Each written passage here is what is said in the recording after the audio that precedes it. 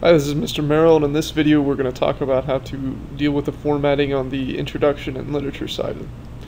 So I've got my whole introduction here typed up with the default settings Word provides. I want to change that, and I'm going to start out by hitting Control on the keyboard and then pressing A. That's going to highlight the entire document. That allows me to change things like the font to Times New Roman, 12, and do so all at once. The other thing I want to change is the paragraph spacing. I don't want this line in between paragraphs, and I want my sentences within the paragraphs to be double spaced. So under the Home tab, I want to go to Paragraphs, change line spacing to double, and then click this option that says don't add space between paragraphs of the same style. I need to have this introduction in the top left bolded. You don't have to worry about putting your name anywhere, because when you upload the document to Moodle, it will automatically tag it with your name and the time that you uploaded it. So we know whose paper without having your name written on it.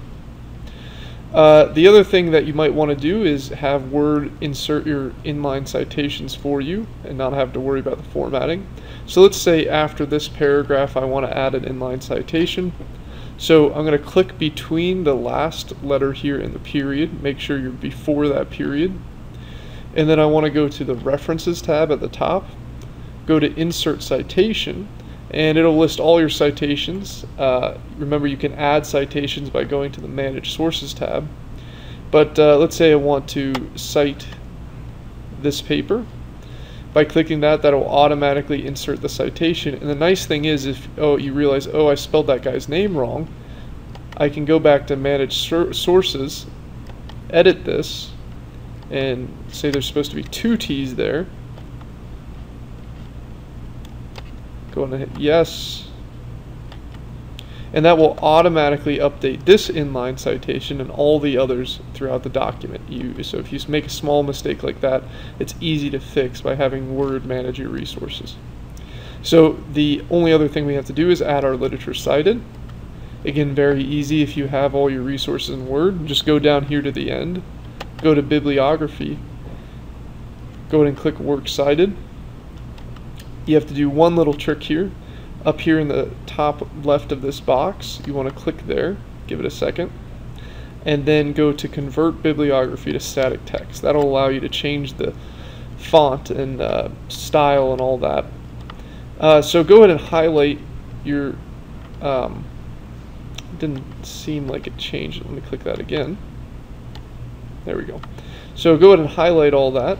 Again, we want this to have the same formatting as the rest of our document, so this should be Times New Roman, 12. We don't like that blue color for the font, so we're going to change that to black.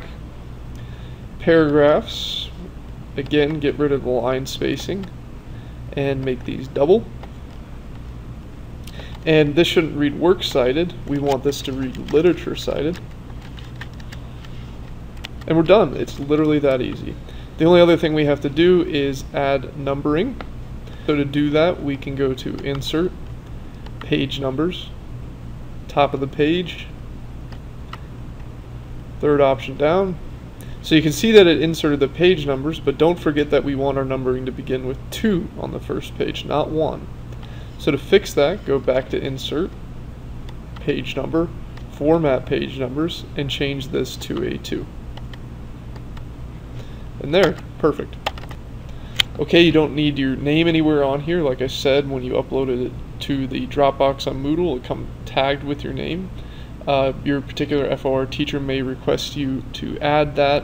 I'll leave that to their discretion. Alright, thank you.